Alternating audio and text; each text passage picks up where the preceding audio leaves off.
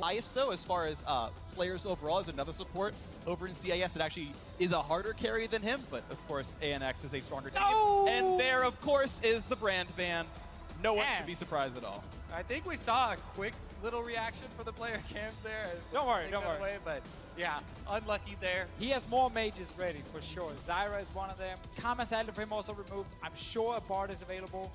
There's some mages. Yeah. In all seriousness though, my favorite comp that I've seen these guys run is their poke comp with the Jhin and Varus, and then the high damage AP support to balance that out. Last time it was Brand.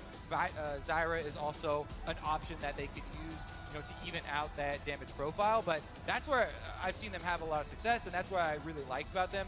Landing these long-range poke skill shots and having a lot of high damage output. Yeah, I think it's important to highlight that Albus is not a team that straight up bullies people. Back in Russia, they don't destroy the laning phase specifically. They actually have pretty good understanding of how to play the late game and known as a bit of a macro team in their own region. Problem is you play against the ROX Tigers, who obviously are a fantastic macro team in the mid game as well, especially. And they just have this insane early game now with Peanut and of course Smeb just getting better and better up in the top lane. So if you are, a late game focused team, probably not going to work against the best team or potentially the best team in the world. Yeah, I mean, any tactic you take against, the team that is favored to win the entire tournament is going to be rough, but we'll see what they start out with here. The Bard Jhin, that is a very high damage bottom lane, and maybe we get to see Likkrit making some moves around the map. And both teams really putting pretty heavy priority on making the bottom lanes look pretty strong. Again, Bard, one of Likkrit's best champions, but also this Nami Lucian, again, a very strong 2-1-2, one of the more lane-dominant combos you can find. 2 games in a row where we see the team on red side go with double bot lane picks in the first rotation. CLG last game locked in Caitlyn Nami for one of the absolute strongest 2v2s you can possibly get. Here we see more focus on comfort, obviously with the Bard, of course, for Likkrit. And then that Jhin you talked about, Kobe, the long-range poke they like to play. Jace is still available if they want to have that as a potential last pick. This is a little bit of a surprise. Didn't expect to see a whole lot of Shen anymore. He does struggle against a lot of picks after like one item up in the top lane. I think like Gnar, Ken, and some of these different champions. Rumble as well is actually really good against Shen. Especially blind picking a Shen versus Smeb. They talked about before, but widely considered, now maybe the best player in the world overall, and hovering over the Rumble already, looking like he wants to punish. He does have an Elise at his back, so that could help a lot, because Peanut spends a lot of time up on the top side of the map. But if you are Smurf here in this game, you might say, I'm not going to beat this guy 1v1, so give me a champion where I can then leave the lane, like Dashawn did in the last game on Poppy, and just go down to the bottom lane. So I think the strategy here is don't try and just destroy the top lane, because the 2v2 of Peanut and Smeb is the strongest in the world. It is so hard to do anything against these two guys. So if you just pick a champion that can go to the other side of the map, you can actually play very aggressive now around the bottom lane. Nami is a super squishy support with 0 dashes or anything. That's a bot ulti at level 6, and then she dies. Always a possibility. We see how well the assassinations can work. The profiles of champions coming out here. 2 physical damage marksmen of sorts for ROX Tigers, and of course 2 high damage magic damers in the Elise and the Rumble here. But a lot of long range tools. You mentioned poke before. Jason Rumble honestly can hit you again from sort of off the screen, and Lucian not too shabby with the culling either, so we can see a lot of long range pressure. And the final pick going to come through for Albus NoX Luna will be the Vladimir in the mid lane for Kira. Thinks it'll work well up against the Jace in the mid. Yeah, I don't really agree with him on the Vladimir pick against Jace. I think this is actually super risky. Vlad is a champion who really wants to build early magic resistance. Like, the greatest thing is to get a Spirit Visage, and then you can survive versus like most of the mages. Well, Jace doesn't really care about your MR. If you build early MR, really? he's gonna wreck you completely with this Ghostblade build. We get to see Jace mid lane. Expected more top, but in this game here, no, you are actually forced into building early armor versus Jace right now, or you'll fall way too far behind. You can get to true damage pretty much with the most popular flat armor penetration builds right now. But again, you talked about playing for the team, and maybe it's more of a team pick here for Kira. Kira actually, he does have some of the highest CS difference numbers. However, he has some of the lowest kills plus assist numbers of anyone at the entire tournament there for a mid laner. So focus on trying to farm and we'll see if they can make something happen in the team play.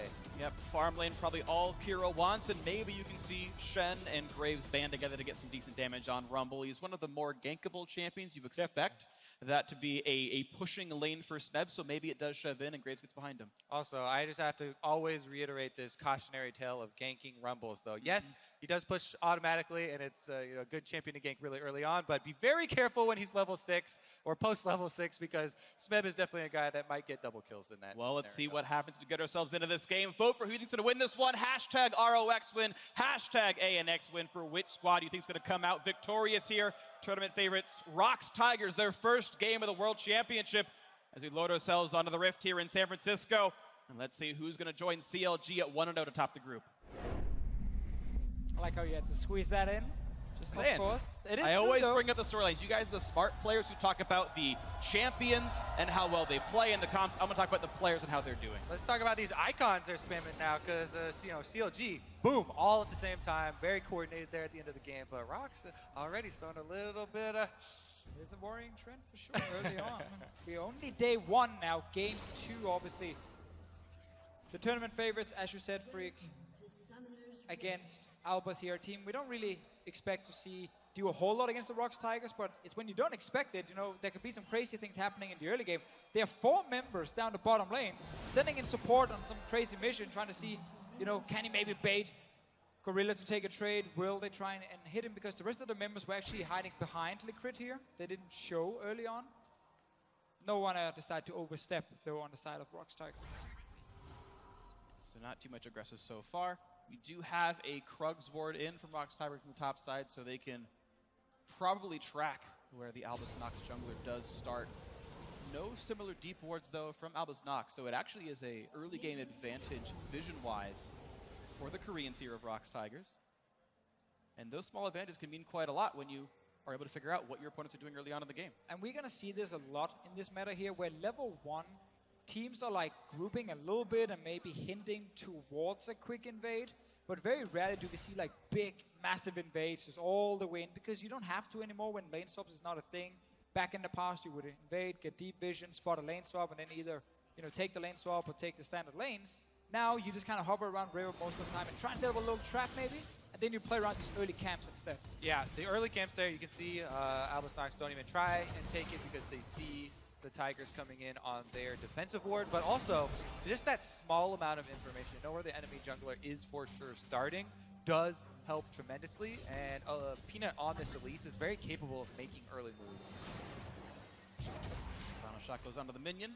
So far, so good. No missed CS for Albus NoX, but actually Prey missed too. You don't expect to have huge nerves, but sometimes it happens, and you've been away from the World Championship. And right now, though, we still expect to see ROX Tigers be a bit dominant. Peanut clears 2 camps on the top side, prompted to blue buff, now heading down for the early red. Make sure he's not getting anything stolen from him. Yeah, it's still very standard to see junglers always aim to have that red buff within like the first 3 camps they do. Because then you get level 3 and you can look to either contest river for Rift Scuttler, or you can look for an early gank if you want to. And it's important you're ready to react in case the enemy jungler is already on the map doing something. Definitely true. And Graves, one of the best at staying high health in the jungle, so he's always ready to react takes any damage to any situation. The thing there, he did kind of intelligently, though. They saw the mid lane was pushing up. Kuro on the Jace. It was trying to push Kira in. And so he pulls the blue buff back into the brush, even though there's a ward that goes down. Completely safe, no threat of invading. They do spot out where he is, though. So Peanut takes that information, goes for the first camp steal of the game. Exactly, really smart play. Kuro shoves up, as you mentioned, puts the ward down. Now they can track PvPStejos, who comes in late to the fight, but still Peanut's not liking this battle. Look at the damage output. He's almost dead. This is going to be first blood. Exhaust comes in. Suddenly Kuro's here, and Smeb has already rotated down as well. Smurf's got to show up soon. The flash to get away. Peanut still gets control over the Raptors, and I think ROX actually came out ahead here. Well, yeah, Smeb is the... This is the taunt, goes back for the trade again. Stejos looking for to get more damage, and he might bring him down. Smeb flashes, gets away from the buckshot. But here comes Peanut over the wall, looking to find this time, gets it now. The taunt's not going to mean much, and gets himself first blood, and here's the chase. Jumps over the wall, good repel. The taunt's going to land into Kuro, though. How much more do they have? He's Trying to put the last little bit in, and it's 2 kills for Albus NoX. Talk about being ready to react to any any situation, you can track PvPStejos on Graves, but Elise at half health cannot take that fight, and Peanut got blasted there. Oh my goodness, 2 kills starting it out here for Albus NoX Luna. Such a greedy invade here from the ROX Tigers, and Peanut walking in, and then he just finds a Graves in his own jungle, able to proc that Q on the wall very quickly, win that early trade. Smurf came down very late, but once he finally joined, he made some magic. If we track the damage dealt in this exchange, like PvPStejos does so much here, even though the first roam is from Smeb. That's kind of why Peanut turned around for a second there, is because he knew he had Smeb on the way. But it's a disjointed 3-man move here for the Tigers. Kuro is out of mana on this Jace, so they know they've got him trapped in the jungle. And they know Smurf is coming from somewhere, but not really sure where exactly. They find him on top side, and now Smeb just simply caught out, has to flash away. But you're behind enemy lines now. 3 members in the jungle, and now you die. Yep. Smurf gets enough damage in, and Stejos knows he can chase him out. Yeah, I guess he's going to live, and the Elise gets to walk away, but another great taunt comes out from Smurf, and it just means enough CC is there. Yep, good maneuvering there by Smurf also to get that Q pass through for the extra slow, just to make sure nobody's going to get away, and let's see how they can snowball this. Looking for the gank. Can they find much? Stejos gets away from the bubble. Bit of a slow on the Gorilla. Will not land the root, though. aMiracle's going to miss that shot. Bit of damage coming through. Ignite is on. Prey running out of HP. Last shot's a crit. He's got a flash early. That could have been a kill if aMiracle landed it. But here comes ROX. Coming down. Good bubble on a Likkrit. He's not in a good spot at all. Here comes the Repel trying to join in, but he's not going to land the Cocoon. Peanut's not going to get it. Gonna chase into the turret. Kuro, the turret shot. It's going to be a trade kill. 1-for-1 for the roam. Kira needs to push mid lane now because he was left there and he started to roam really, really late. He needs to shove that minion wave in, try and punish ROX for that roam.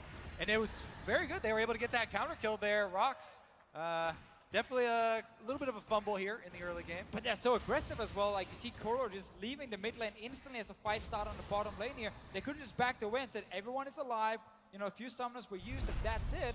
But no, they went for that dive here. It's a good setup, honestly, here. I like this from Albus NoX. They're trying to force a flash out of Gorilla. They see Prey's taking the trade, so they go for him. He's forced to flash away. And now, once you see Likkrit flash here, you can just turn around, go back to your lanes, and you're going to be fine. Watch Likkrit land his Q from the bush. Oh, there's someone in the bush actually there. Gorilla had vision, but he does land it. That makes Kuro go really deep into the turret, and they trade the 1-for-1. Yeah, let's remember that Kuro was just sitting mid lane. Smurf taking some damage. Again, it's not really the funniest lane to play Shen in. Hard to trade with the Rumble, but here's his jungler. Taunt's not going to be it for now, but he's going to ult to get into range. They really want to pick off Smeb. The taunt's going to get him second. Not quite into the turret just yet. aMiracle going to get stunned up, and look at all the damage output. There's no chance to turn it around off the smallest of windows with Likkrit. Just not in range. A great dive and a great kill for ROX Tigers. Yeah, and here we got to question the decision to go top lane and gank. Rumble was full HP. Shen was not really able to do a whole lot, barely has any damage at this point with the early AMR, and then you see a gank in the bottom lane from Peanut versus the no-flash Jhin. It's a good choice here from Peanut, picking the right lane. Yeah, I actually think that top lane move was really, really forced. They use one of the biggest tools they have in the early game is that first Shen ultimate. No standing United to be able to turn the map around on the other side, and Smeb was able to get out without burning any summoners. So definitely a good job by Smeb avoiding that, but a bit of a force on the top side. Absolutely. Likkrit now in a bad spot, but a nice battle with running away. You talked earlier during Champ Select about how difficult it is to dive onto Rumble with the ulti. He had used it in a trade against Smurf. They thought, this is our opportunity. Maybe we can dive him now with the ulti down. Of course, it did not work, and sadly, Stain Native was not able to be used to save their bot lane as aMiracle got dived not long ago. I remember Rumble is a bit of a bruiser, also with the Doran shield early. It's hard to take down some of these tanks. A lot of damage here from Kuro onto Kira. Circling in, not a lot of CC left though as Kuro is running away. Ghost is on Kira, gets some decent damage, puts the pull down for a slow, and that means Graves is in range. Kuro does not have the ability to get out, and that is a kill for PvPStejos. Albus NoX keeping it up 4-2 in kills. Stejos is kind of on fire in this game after the first jungle invade. He is also the shot caller for the team. So this bodes well for them as he starts to head bottom lane. Bardo doesn't land, but they land it! On the Gorilla, into the root, into the damage output, and the crit gets the kill. Out the goes with the magical journey. Prey actually forcing him out 1v3, but still, Albus NoX finding the kills. Yeah, I like to see it as a jungler who's just ganking every single lane, and the Tigers actually saw him leave the mid lane, and then Gorilla still stayed around the river without flash. not respecting Likkrit's Bard. And Definitely the zoning knocked ulti him. from the bottom goes into the Q stun near the wall. Smurf, he's taking a lot of damage again. Wow, walking still. The equalizer never getting off the carpet, but he will at least survive the encounter. Teleport is going to be up very shortly. He should be able to survive it all. 800 gold lead for Albus NoX. And as I trail off, I want to leave with one final point. ROX is actually behind half the time at 10 minutes anyway, playing domestically. This actually isn't outlandish for ROX to be behind, just generally speaking, watching them play League.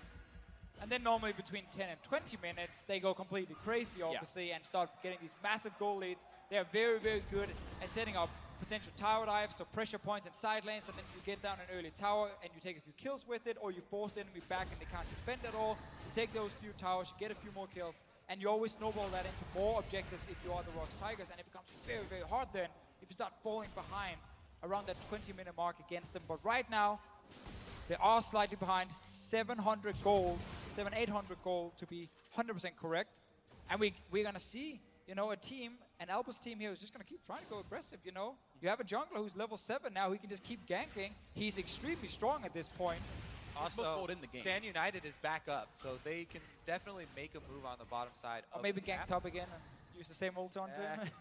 Well, Likkrit's got his ultimate up in about 2 seconds here, and that could set it up. They got to kill off it last time. He's had very good accuracy with his bindings as well, so we might see something else. And you pointed out there, the ulti from Shin before here, Kobe. There's no TP from Smeb, so you need to make a play in the bottom lane. If you're Albus, just go all in here. You can even bot ulti the tower and just use that Shin Stan United to force that dive and get the kills on the bottom lane. You can see Peanut, he knows it's gonna happen. He's around. Here comes the attempt, gets the bounce back onto the wall. Peanut, here's the ulti in from the Shen as well. Jumps to the wall, ulti to get him in a range and a flash to get out of the taunt. Likkrit still wants to chase down Exhaust and a prey, looking for the moment and not gonna get that tempered fate, sadly. Just a quick dodge out.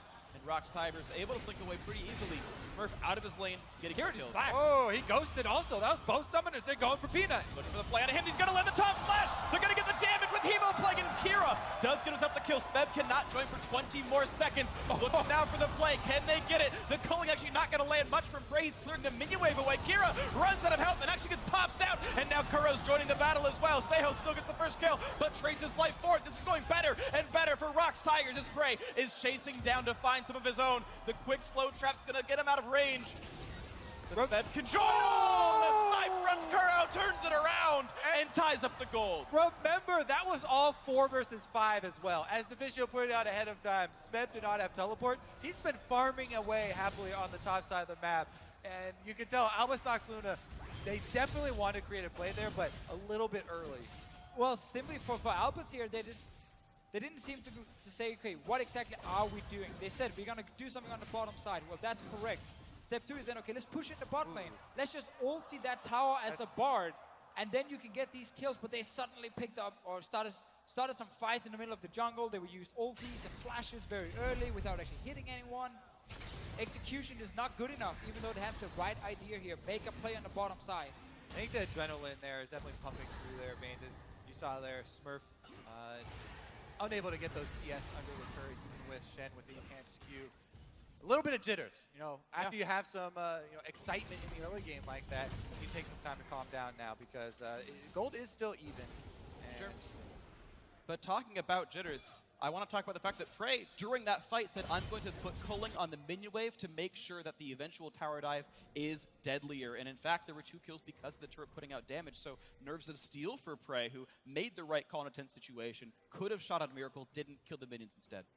And now once again, Likkrit has his ulti ready on this board here. He missed the 2 ultis he's used so far. Now it's the Tigers with the TP advantage. Smurf cannot join, a beautiful equalizer, and here come the kills. The kills are just that now, 7-7. And Smeb is still on the chase. Good dodge in the bubble. Stejos not going to lose his life just yet, but a 2 for 0. And that is efficiency. That is a solid, great game. Quick 2 kills, but they're not out yet.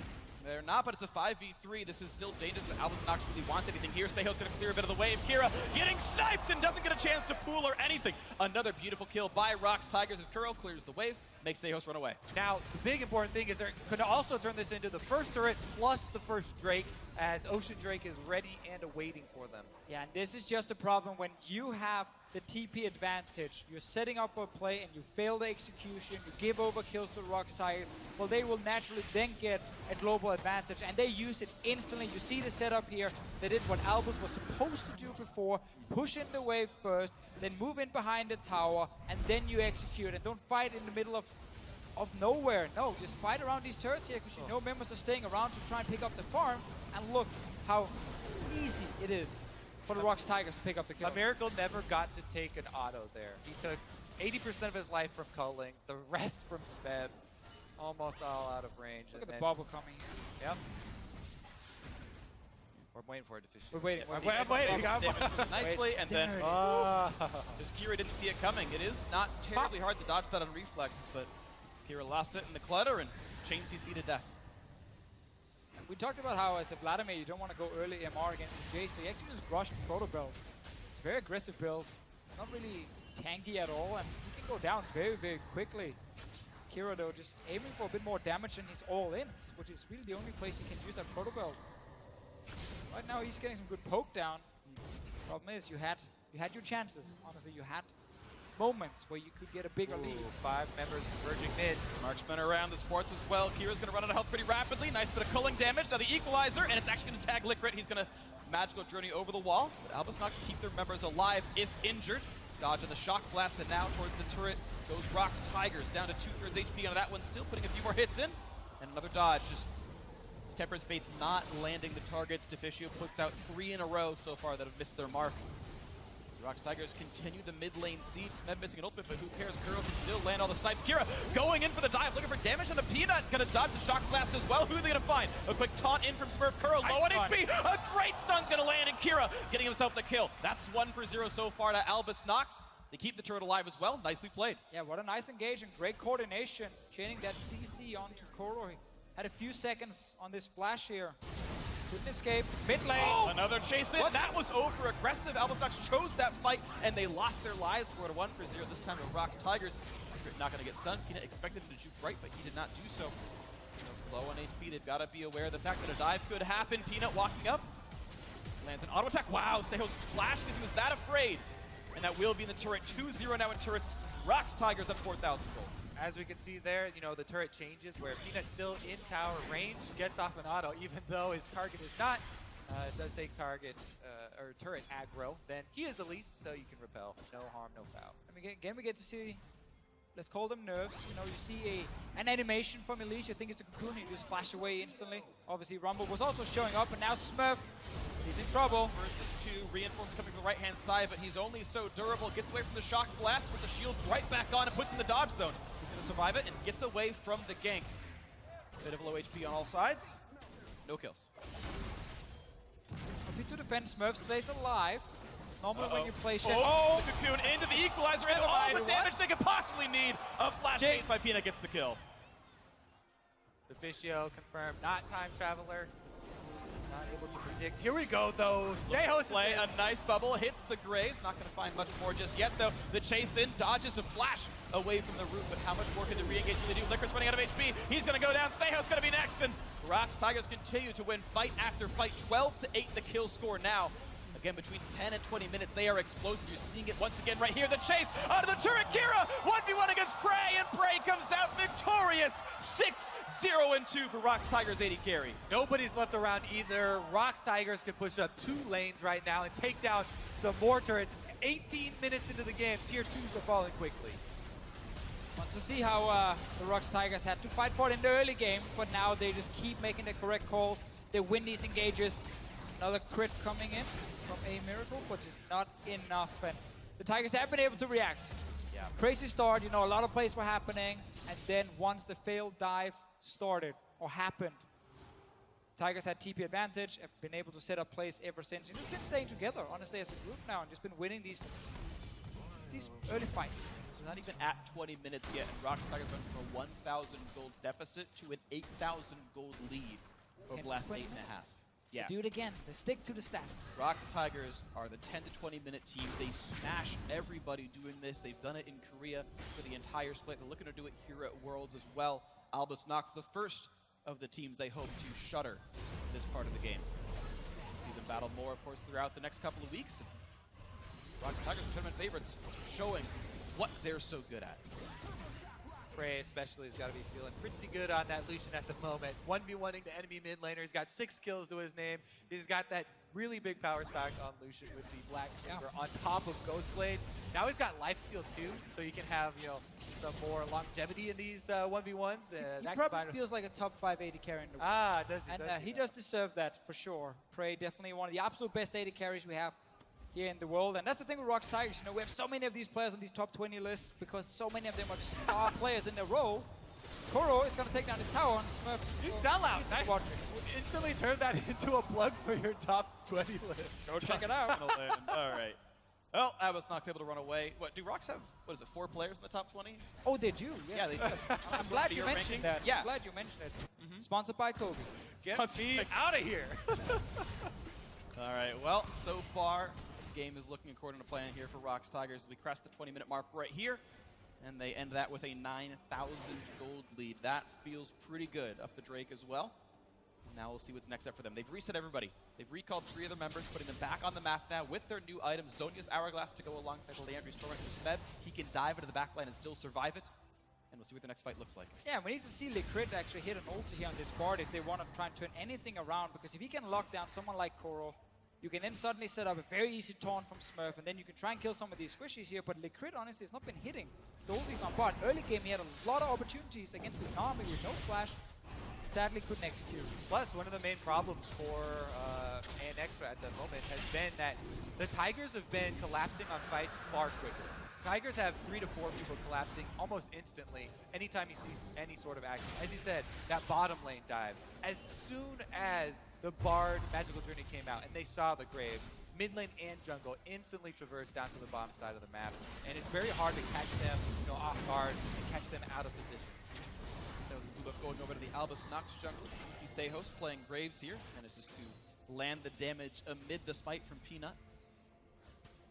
Still, move up is not enough to withstand a 9,000 gold lead push coming in 20 minutes in.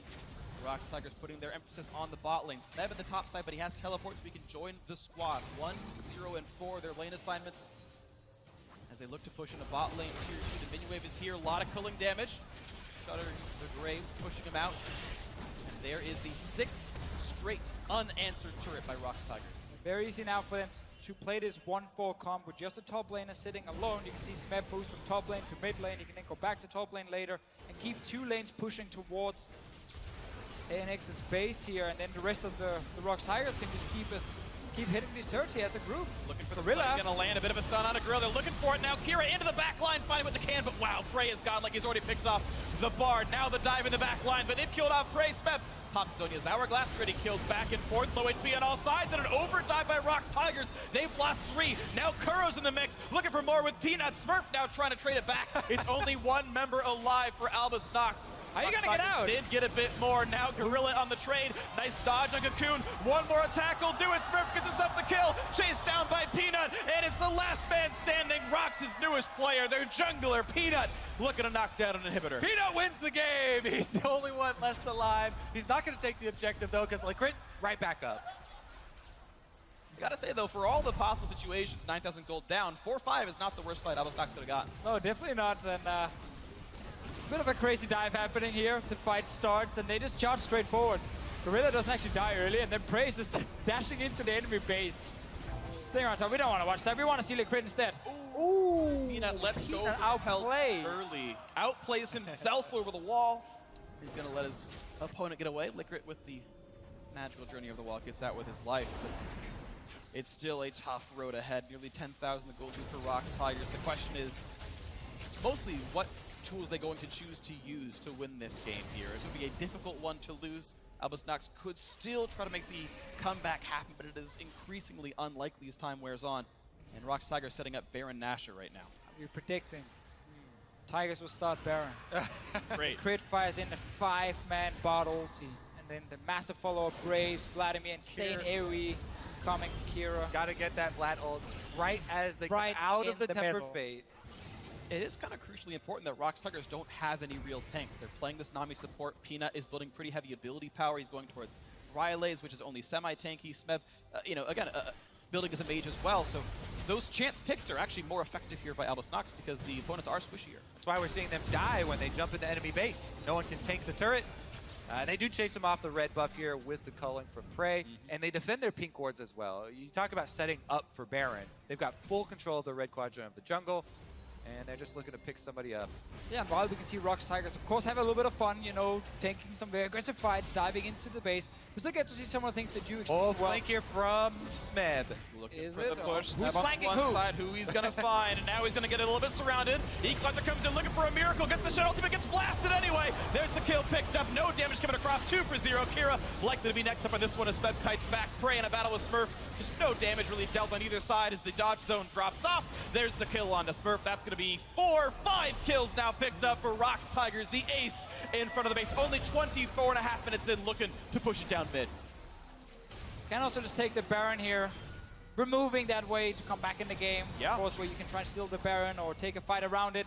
They will just secure this one very, very easily. We're only 25 minutes into the game, so at this point, getting the Baron is super, super important. Yeah, I think if it were 35 minutes in, you'd either try to end the game instead, but the recall's fast enough, the respawn, I should say fast enough by Albus NoX, they'd only get the inhibitor and force the recall.